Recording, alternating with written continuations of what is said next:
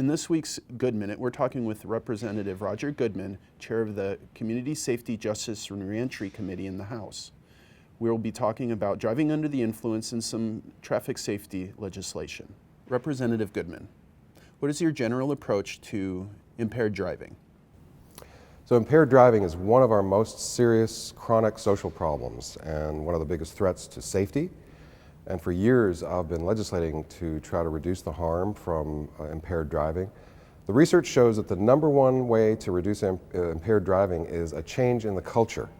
So that's not necessarily anything we can do by changing the law, but it's not funny anymore. It used to be people gathered around the water cooler and said, "Oh, I ended up in a ditch last night." We've changed the culture. It's not funny anymore. You just don't drink and drive. Unfortunately, many people do. And so we have to put other measures in place, and principally what we've done is put ignition interlock devices, the breathalyzer, in the car. So if you get pulled over, if you get your license suspended, we give you an opportunity to drive, but you have to put the breathalyzer in the car, and literally you breathe your car started. If there's alcohol, the car doesn't start.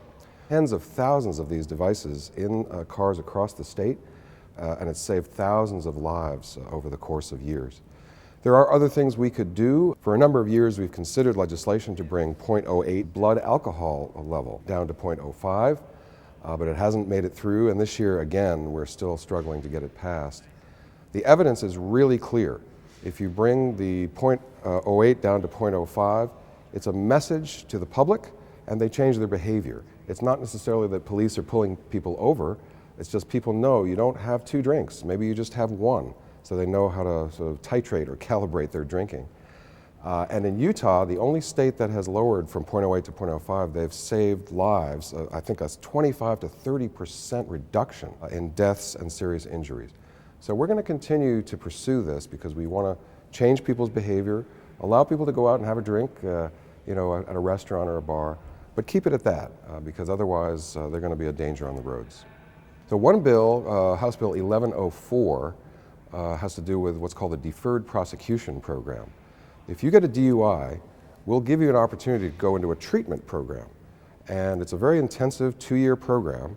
These are people who drive drunk repeatedly, and we really need to intervene with the underlying cause of their drunk driving to address their substance use disorder.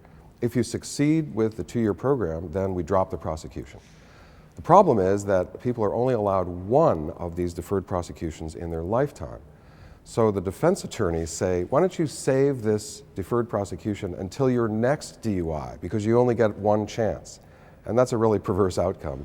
So we want to provide more than one chance at treatment. Treatment is really the approach, rather than just locking somebody up, and that ruins your life if you're locked up in jail.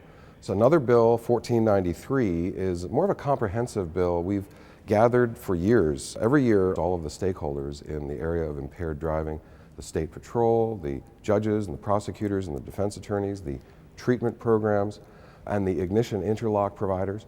And there's always little fixes in the law, and so we're making sure that the ignition interlock law works, that the felony DUI law is tough enough. We're actually making that stronger, and a lot of other fixes to make sure that we sort of get ahead of problems rather than have to react to them, to make sure that our impaired driving laws are working well.